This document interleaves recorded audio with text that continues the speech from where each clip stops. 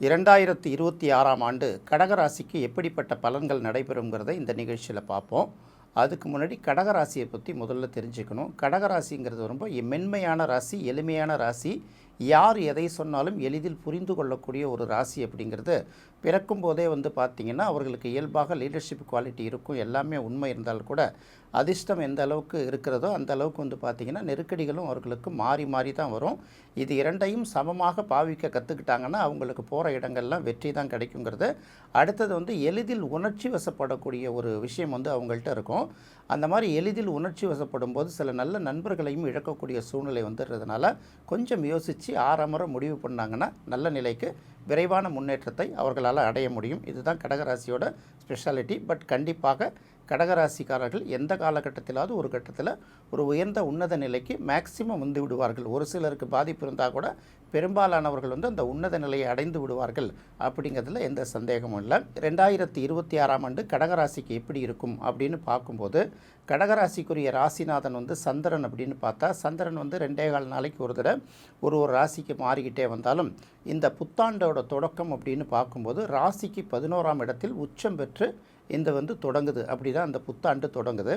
அதனால் பார்த்திங்கன்னா ராசிநாதன் உச்சம் பெற்று தொடங்குவதால் இந்த வருடம் முழுக்களும் பார்த்திங்கன்னா அவங்களால என்னென்னலாம் திட்டம் தீட்டுறாங்களோ அதெல்லாம் லாபகரமாக முடிவடையும் அப்படிங்கிற ஒரு விஷயத்தை எடுத்துக்கலாம். ராசிநாதன் உச்சம் பெற்றிருக்கிறது மட்டுமே போதாத அவர் 11ஆம் இடம் பாதகஸ்தானத்தில் இருக்காரே, அதனால் இதெல்லாம் நடைபெறுமா அப்படிங்கிற ஒரு கேள்வி வந்தாலும் சனியோட 3ஆம் பார்வை ராசியின் மீது படுவதால் பாதகஸ்தானத்தில் இருந்தால் கூட சனியோட பார்வை படுவதால் பார்க்கும்போது ஓரளவு அவங்களுடைய என்னென்னலாம் இலக்குகள் திட்டமிடுறாங்களோ எல்லா வெற்றிகளையும் கண்டிப்பாக அடைந்து விடுவார்கள். எல்லா வெற்றிகள் மூலமாக அவர்களுக்கு லாபமும் கிடைக்கும், தாமதமாக கிடைக்கும். அதே சமயத்தில் பார்த்திங்கன்னா கொஞ்சம் போராடி பெற வேண்டி இருக்குமே தவிர உண்மையில் அவங்களுடைய திட்டங்கள் எல்லாமே இந்த ஆண்டு பெரிய அளவுக்கு வெற்றி பெறுங்கிறதுல எந்த விதமான சந்தேகமும் இல்லை. குறிப்பாக 11ஆம் இடம்ங்கிறது பணபரஸ்தானத்தை குறிக்கக்கூடிய விஷயங்கிறதுனால பணத்துக்கும் பெரிய அளவுக்கு பஞ்சம் இருக்காது.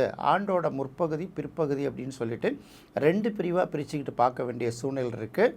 ஒரு காலகட்டம் நெருக்கடி, இன்னொரு காலகட்டம் ஓரளவு தாராளம். இதுதான் பார்த்திங்கன்னா மாறி மாறி வரும். சில பேருக்கு பார்த்திங்கன்னா முன்னாடி நெருக்கடி வந்ததுன்னா பிற்பகுதி தாராளமாக இருக்கும். சில பேருக்கு முற்பகுதி தாராளமாக இருந்ததுன்னா பிற்பகுதி சற்று நெருக்கடியாக இருக்கும். இது தகுந்த மாதிரி அவங்க மனநிலையும் மாறி மாறி தான் வரும், அவங்களோட வாழ்க்கை சூழலும் மாறி மாறி தான் வரும். இதுதான் கடகராசிக்கு பார்க்க வேண்டியது. அடுத்தது முக்கியமாக பார்க்கும்போது இந்த வருடத்தோட தொடக்கம் அப்படிங்கிறது கடகராசிக்கு 12ஆம் இடத்தில் குரு, 2ஆம் இடத்தில் கேது. அப்போ குருவும் கேதுவும் இப்போ 12ஆம் இடத்துல ஒரு சுபக்கிரகம் இருக்கிறது பொதுவாக சிறப்பு அப்படின்னு எடுத்துக்கலாம். கடகராசியை பொறுத்த வரைக்கும் அதுக்கு 9ஆம் அதிபதி 12ஆம் இடத்தில் இருக்குது அப்படின்னு பார்க்கும்போது 9ஆம் அதிபதி 12ஆம் இடத்தில் இருப்பதால் இரண்டுமே பிரயாண ஸ்தானங்களை குறிக்கக்கூடிய ஒரு இடம்ங்கிறதுனால கடகராசியை சேர்ந்தவர்கள் இந்த ஆண்டு வெளிநாட்டுக்கு போகணும் அப்படின்னு திட்டமிட்டாங்கன்னா கண்டிப்பாக அந்த திட்டம் வெற்றியடையும். நிறைய பேருக்கு பார்த்திங்கன்னா கல்வி ரீதியாகவோ வேலை ரீதியாகவோ அல்லது தொழில் ரீதியாகவோ வெளிநாட்டுக்கு போயிட்டு வருவதற்கான வாய்ப்பு கிடைக்கும். இல்லை வெளிநாட்டுக்கு அப்ளை பண்ணிவிட்டு வேலைக்கு அப்ளை பண்ணிவிட்டு காத்திருப்பவர்களுக்கும் அந்த வாய்ப்பு பெரும்பாலானவர்களுக்கு இந்த ஆண்டு கிடைக்கும் அப்படிங்கிறது ஒரு ஃபஸ்ட்டு பாயிண்ட்டு. அடுத்தது ராசிக்கு முன்னும் பின்னும் இருக்கக்கூடிய கிரகங்கள் அப்படின்னு பார்க்கும்போது 12ஆம் இடத்தில் குரு இருக்குது, 2ஆம் இடத்தில் கேது இருக்குது. அப்போ குருவும் கேதுவும் சேர்க்கை பெற்றால் என்ன மாதிரியான பலன்கள் நடைபெறும் அப்படின்னு பார்க்கும்போது குரு அப்படிங்கிறது முழுக்க முழுக்க நிதி சார்ந்தது, குழந்தை சார்ந்தது, இப்படி பல விஷயங்கள் எடுத்தால் கூட கேதுங்கிறது அதில் பார்த்திங்கன்னா தடங்களை தொடர்ந்து ஏற்படுத்திக்கிட்டே இருக்கக்கூடிய ஒரு சூழ்நிலையை உருவாக்கக்கூடியது. இன்னொரு பக்கம் கேதுங்கிறது ஒன்றுத்துலேயும் ஒரு நுணுக்கத்தை தரக்கூடியது. அப்போ கேது ப்ளஸ்ஸை கொடுத்தாலும் மைனஸை கொடுத்தாலும் குருங்கிறது நல்லதை தான் கொடுத்தாகணும். ஒரு 12ஆம் இடத்துல மறைந்திருந்தால் கூட 12ஆம் இடம்ங்கிறது முதலீடு அப்படின்னு ஒரு விஷயத்தை எடுக்கலாம் இல்லையா, 12ங்கிறது ஆன்மீக யாத்திரைன்னு எடுக்கலாம் இல்லையா, 12ங்கிறத வெளிநாடுன்னு எடுக்கலாம் இல்லையா. இது எல்லாமே அவர்களுக்கு நல்லா நடைபெறணுங்கிற ஒரே காரணத்தினால இப்போ குரு அப்படின்னு வரும்போது குருவுக்கு நம்ம அரச மரத்தை எடுக்கிறோம். அடுத்தது கேதுன்னு வரும்போது விநாயகரை எடுத்துக்கலாம் இல்லையா. அப்போ இந்த புத்தாண்டோட தொடக்கத்தில் அரச மரத்தடியில் இருக்கக்கூடிய விநாயகரை வழிபட்டு தொடங்கினாங்கன்னா இந்த வருடம் முழுக்க அவர்களுக்கு நடைபெறக்கூடிய அந்த நெருக்கடியான பலன்களை எல்லாம், நெருக்கடியான காலகட்டங்களை எல்லாம் கடந்து நிறைய வெற்றிகரமான பல்வேறு பலன்களை அவங்க தொடர்ந்து அனுபவிக்க முடியுங்கிறது தான் இந்த புத்தாண்டோட தொடக்கமாக அவர்களுக்கு பார்க்கணும். 2ஆம் இடத்துல கேது இருந்தால் கூட 2ஆம் இடத்துல இருக்கக்கூடிய கேது அவ்வப்போது சில பிரச்சனைகளை உண்டு பண்ணும். எப்படி இருந்தாலும் பார்த்திங்கன்னா நம்ம பேசக்கூடிய வார்த்தைகள் நம்மளையும் மீறி பார்த்திங்கன்னா ஆக்ரோஷமாக வந்து சேர்ந்துடும். எதிரில் இருக்கிறவங்களை காயப்படுத்துகிற மாதிரி வந்து சேர்ந்துடும். சில நேரங்களில் எப்படி வரும் அப்படின்னு பார்க்கும்போது எதையுமே வந்து ஒரு நல்ல காரியத்தை தொடங்கும்போது அவங்கள்ட்ட போய் பேச்சு கொடுக்காதீங்க. அவங்க ஏதாவது என்ன சொல்லுவாங்க, நெகட்டிவாக சொல்லிவிடுவாங்க. அவங்க வந்து பார்த்திங்கன்னா எப்போதுமே வெவ்வேறு மாதிரி திங்க் பண்ணுறாங்க. அதனால் நம்மக்கிட்ட பேசுறதுக்கு சில பேர் தடுங்குவாங்க இல்லையா. இதை நம்ம மனசில் வச்சுக்கிட்டு என்ன பண்ணணும்னா, கூடுமான வரை எதெல்லாம் நமக்கு உண்மையாக இருந்தால் கூட பார்த்தா கூட அதை ஓப்பனாக சொல்லாமல் மனதில் வைத்துக்கிறது. அதாவது கேது பயிற்சி வரைக்கும் தான், அதுக்கப்புறம் மாற்றம் வருங்கிறதுனால இது ரொம்ப மெயினாக பார்த்துக்கணும். நெகட்டிவான சிந்தனைகள்ங்கிறத விட நெகட்டிவான வார்த்தைகள் நம்ம வாயிலேருந்து வராமல் பார்த்துக்கிற வரைக்கும் அது ஒரு நல்ல பலன்களை கொடுக்கும். ரெண்டாவது வந்து நெகட்டிவான வார்த்தை வந்து அது இன்னொருத்தவங்களோட மனதையோ அல்லது வந்து வேறு அவங்கள புண்படுத்துகிற மாதிரியோ இருந்ததுன்னா அது என்ன பண்ணால் நமக்கு வரக்கூடிய பொருளாதாரத்தை, நமக்கு வரக்கூடிய நேரடி வருவாயை சில நேரங்களில் கட் பண்ணி விட்டுடும். 2ஆம் இடத்துல இருக்கிற கேதுக்கு 2 விதமான பலன். இப்போ முனிவர்கள்லாம் வந்து சாபம் விட்டாங்கன்னா சாபம் பழிச்சிடும்னு பயந்தா கூட ஒவ்வொரு முனிவர் வாயிலேருந்து ஒரு சாபம் போகும்போது அவர் இது வரைக்கும் பெற்று வந்த அந்த தவத்தோட தன்மையும் கொஞ்சம் கொஞ்சமாக குறைஞ்சி போயிட்டுருக்குங்கிறது ரொம்ப முக்கியமாக பார்க்கணும். அடுத்து பார்க்கும்போது ராசிக்கு 6ஆம் இடம் வந்து தனுசு. ராசிக்கு 6ஆம் இடத்துல பார்த்திங்கன்னா 4 கிரகங்கள் கிட்டத்தட்ட ஒன்று இருக்குது. 2ஆம் அதிபதியான சூரியன் 6ஆம் இடத்துல இருக்குது. அதுக்கப்புறம் பார்த்திங்கன்னா யோகாதிபதினு சொல்லக்கூட 5க்கும் 10க்கும் உரிய கிரகமான செவ்வாயும் 6ஆம் இடத்துல இருக்குது. ராசிக்கு 3க்கும் 12க்கும் உரிய கிரகமான புதனும் 6ஆம் இடத்துல இருக்குது.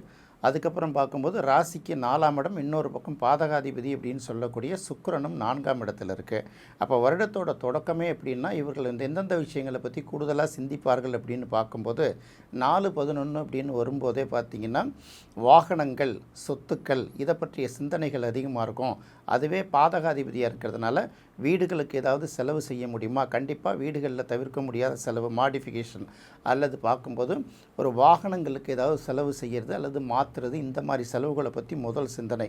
முதல்ல வீடை மாற்றணும், வீடு கட்டணும் அல்லது வாகனங்களை மாற்றணும், புது வாகனங்களை வாங்கணும், இந்த மாதிரி ஒரு சிந்தனை இருக்கும். அடுத்தது பார்த்திங்கன்னா 3ஆம் இடத்துக்கும் 12ஆம் இடத்துக்கும் உரிய கிரகம் அப்படின்னு பார்க்கும்போது புதனாக வருது. புதுவிதமான முயற்சிகள் நிறைய எடுக்கணும். குறிப்பாக சொல்லப்போனால் பல பேர் வந்து பயணங்கள், வெளிநாடு சம்மந்தப்பட்ட பயணங்களுக்கான முயற்சிகளை கூட எடுக்கிறவர்களாக இருப்பாங்க. அவர்களுக்கு பார்க்கும்போது அந்த முயற்சிகளுக்கு தேவையான பணத்தை, நிதியை திரட்ட வேண்டிய காலகட்டம். அதுக்கு அடுத்தது பார்க்கும்போது சூரியன் 2ஆம் இடத்து அதிபதியை பற்றி சொல்லும்போது சூரியனை பார்க்கும்போது சூரியனும் அங்கே இருக்கிறதுனால 2ஆம் அதிபதி 6ஆம் இடத்துக்கு போகிறதுனால சில நேரங்களில் பார்த்திங்கன்னா செலவுகள் கொஞ்சம் அதிகமாக இருக்கும். எந்த செலவுகள் அப்படின்னா தவிர்க்க முடியாத செலவுகளாக இருக்கும்.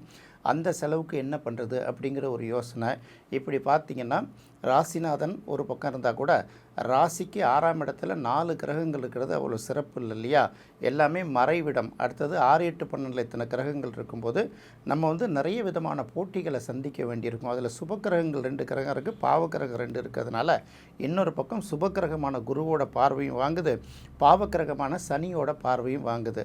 அப்போ பார்த்திங்கன்னா என்ன தான் பிளான் பண்ணால் கூட சில விஷயங்கள் எதுவுமே நடக்காது. சில விஷயங்கள் என்ன நடந்தாலும் அதுக்கு நம்ம கொடுக்கக்கூடிய விலை, செலவு பண்ணுற நேரம், எடுக்கக்கூடிய முயற்சிகள் இது எல்லாமே பார்த்திங்கன்னா 2த்துக்கும் ஒன்று தான் அப்படிங்கிற மாதிரி ஆகிடும் இல்லையா.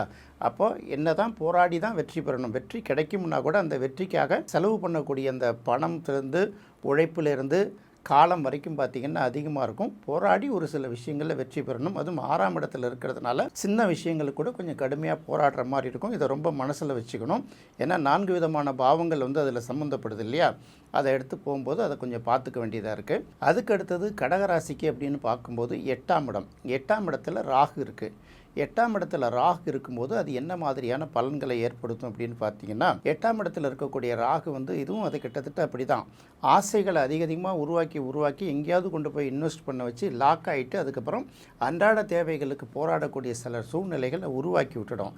அதனால் மேக்சிமம் நம்மளுடைய உயரம், நம்மளுடைய கெப்பாசிட்டி, நம்மளுடைய தன்மை, நம்மளால் பணம் புரட்டக்கூடிய தன்மை, இதை வச்சு தான் பார்த்திங்கன்னா புது முயற்சிகளில் மேக்சிமம் ஈடுபடணும். அதை விட்டுட்டு மனசுக்குள்ளே ஒரு பேராசை வச்சுக்கிட்டு அதுக்கு தேவையில்லாமல் அதிக அளவுக்குலாம் பணத்தை போட்டோம்னா இந்த பணம் போய் லாக் ஆகிடும். என்ன தான் குருவோட பார்வை 8ஆம் இடத்துக்கு கிடைத்தாலும் ஏதாவது ஒரு மிகப்பெரிய அதிர்ஷ்டம் எப்போதாவது வருதும் அப்படின்னு சொல்லிட்டு அதை நம்பி கையில் இருக்கக்கூடிய அன்றாடம் வரக்கூடிய வருவாயை வந்து இழக்காமல் கையில் வந்து வரவுக்கு உட்பட்டு எப்படி செலவு பண்ணுறதுங்கிற ஒரு பிளானை மட்டும் தீட்டிக்கிட்டு அதன் வழி பயணிச்சிங்கன்னா இந்த ராகுவால் ஏற்படக்கூடிய நெருக்கடிகளை கண்டிப்பாக தவிர்க்க முடியும்.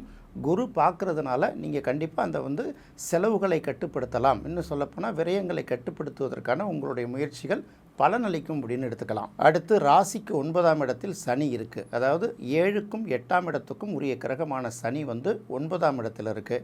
7ஆம் அதிபதி 9ஆம் இடத்தில் இருக்கிறது வந்து ஒரு வகையில் சிறப்பு. மனைவியால் சில அனுகூலங்கள்லாம் நமக்கு நடக்கும். மனைவியோட தந்தை வழியிலேருந்து எதிர்பாராத சில உதவிகள் நமக்கு கிடைப்பதற்கு வாய்ப்பு இருக்குது. அதே போல் நண்பர்கள் மூலமாகவும் நாம் எதிர்பார்த்துருக்கக்கூடிய நிதி உதவி மற்ற ஆதரவுகள்லாம் கண்டிப்பாக கிடைக்குங்கிறதுனால இதை நம்ம வந்து பெருசாக எடுத்துக்கலாம். வருஷத்தோட பிற்பகுதி ஜூன் மாதத்துக்கு பிறகு தான் அந்த சனிக்கு வந்து குருவோட பார்வை கிடைக்கிறதுனால கடந்த 5 வருடமாக பார்த்திங்கன்னா கடகராசிக்காரர்கள் கடுமையான நெருக்கடியை தான் சந்திச்சிருப்பாங்க. அடுத்தது 9ஆம் இடத்துமான மீனத்துக்கு சனி வரும்போது ஓரளவு அதுலேருந்து லேசான ரிலீஃப் கிடைச்சிருக்கும். அந்த ரிலீஃபை கூட முழுமையாக பயன்படுத்திக்க முடியாத அளவுக்கு சனியை வந்து அடுத்தடுத்த தாக்கங்களில் மற்ற கிரகங்களோட பார்வை சேர்க்கையெல்லாம் டிஸ்டர்ப் ஆகிட்டு வந்தது. இப்போ கூட பார்த்திங்கன்னா சனி 9ஆம் இடத்துக்கு வந்தால் கூட குரு பயிற்சிக்கு பிறகு தான் பார்த்திங்கன்னா இந்த சனியோட வலிமை வந்து சற்று கூடும். ஏன்னா குரு பயிற்சிக்கு பிறகு தான் இந்த குருவோட பார்வை அந்த சனிக்கு கிடைக்கும். அது வரைக்கும் கூட கொஞ்சம் நெருக்கடிகளை கடந்து தான் போக வேண்டியிருக்கு. எப்படி பார்த்தாலும் என்னதான் வந்து குரு வந்து ஜென்ம ராசிக்கு வந்தால் கூட ஜூன் மாதத்துக்கு பிறகு அந்த குருவோட பார்வை படக்கூடிய இடங்கள்லாம் சிறப்பாக இருக்கிறதுனால ஜூன் மாதத்துக்கு பிறகு தான் கடகராசிக்காரர்களுக்கு நல்ல காரியங்கள்லாம் தொடர்ச்சியாக நடைபெறும். அப்போ அதுக்கு முன்னாடி எதுவும் நடைபெறாதா அப்படிலாம் யோசிக்கக்கூடாது. எதிர்பார்க்குற வேகத்துக்கு சில விஷயங்கள் நடக்காது, அவ்வளோதானே தவிர மற்றபடி உங்கள் முயற்சிகள் எல்லாம் நீங்கள் தொடர்ந்து செஞ்சுக்கிட்டே இருந்தீங்கன்னாலும் உங்களுக்கு கண்டிப்பாக வந்து அந்த வெற்றி வந்து கை கொடுக்குற அளவுக்கு தான் இருக்கும். அப்போ அந்த குருவோட பார்வை வந்து சனிக்கு கிடைக்கும்போது தான் உங்களுக்கு நல்ல மாதிரியான பலன்கள் கிடைக்கும் அப்படிங்கிறத பார்க்கலாம். அடுத்து பார்க்கும்போது 11ஆம் இடத்துல சந்திரன் இருந்து தான் இந்த புத்தாண்டு தொடங்குது. சந்திரன் என்ன மாதிரியான பலன்களை கொடுப்பார் அப்படிங்கிறத ஏற்கனவே பார்த்துட்டோம். சந்திரனுக்கு அடுத்த இடத்தில் 12ஆம் இடத்தில் குரு இருக்குது. 12ஆம் இடத்தில் இருக்கக்கூடிய குரு கூட பார்த்திங்கன்னா ராசிக்கு 4ஆம் இடம், 6ஆம் இடம், 8ஆம் இடம் இதெல்லாம் பார்வை செய்தால் கூட வக்ர நிவர்த்தி எல்லாம் ஆன பிறகு தான் இதோட பலன்கள் வந்து நமக்கு முழுமையாக கிடைக்கும். இப்போ இந்த வருஷம் பார்க்கும்போது சந்திரனும் குருவும், அதாவது கடக ராசிக்கு அதிபதியான சந்திரனும் குருவும் அடுத்தடுத்த வீடுகளில் இருக்குது. அதாவது 6, 8, 12 இருந்தாலே வந்து பார்த்திங்கன்னா கொஞ்சம் அலைச்சல் கொஞ்சம் அதிகமாக இருக்கும் இல்லையா? அதனால் இந்த ஆண்டு பார்க்கும்போது இந்த அலைச்சல் திருச்சல் வந்து கடக ராசிக்கு சற்று அதிகமாகத்தான் இருக்கும். இது வந்து வெளியூர் பயணமாக கூடவா இருக்கலாம்.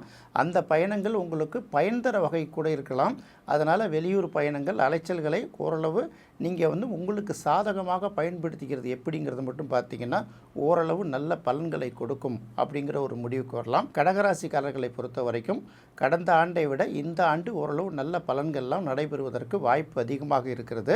அதனால் எதையும் வந்து பார்த்திங்கன்னா வெயிட் அண்ட் சீன்னு சொல்லுவாங்கள்ல, எதையும் அவசரப்பட்டு முடிவு எடுக்காமல் கொஞ்சம் வெயிட் பண்ணி பார்த்து ஒரு முடிவு எடுக்கும்போது கொஞ்சம் நிதானமாக முடிவு எடுக்கும்போது உங்களுக்கு எது நல்லது எது கெட்டதுன்னு முடிவு எடுக்கலாம். அது உங்களுக்கு நல்ல பலனை கொடுக்கும். இந்த ஆண்டு நடைபெறக்கூடிய நல்ல பலன்களை எல்லாம் முழுமையாக பயன்படுத்தி கொள்வதற்கும் மனதுக்கு சஞ்சலம் ஏற்படுத்தக்கூடிய சில நிகழ்வுகள் வந்து கட்டுப்படுத்துவதற்கும் கருமாரியம்மன் வழிபாடு சனிக்கிழமை அல்லது திங்கட்கிழமைகளில் கருமாரியம்மன் வழிபாடு கடகராசிக்கு கை கொடுப்பதாக இருக்குங்கிறத கவனமாக பார்த்துக்கோங்க. என்ன நேயர்களே, கடகராசிக்கு 2026ஆம் ஆண்டு எப்படி இருக்கும் அப்படிங்கிறத பார்த்தோம். அடுத்த நிகழ்ச்சியில் சிம்ம ராசிக்கு புத்தாண்டு பலன்கள் எப்படி இருக்குங்கிறத பார்ப்போம். நன்றி, வணக்கம்.